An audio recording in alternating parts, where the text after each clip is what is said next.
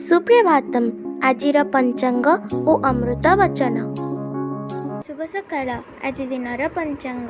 आज श्री श्वेतवराह कल्पर वैवस्वत मन्वंतर द्वितीय परार्थ दक्षिणायन शरत ऋतु भाद्रव मास कृष्णपक्ष प्रतिपद तिथि मंगलवार चुकाब्द 5126 विक्रम संवत 2081 अगस्ट मासर 20 तारीख। आज दिनटी समस्तंक पाई मंगलमय हेउ ईश्वरंक निकटरे विनम्र प्रार्थना।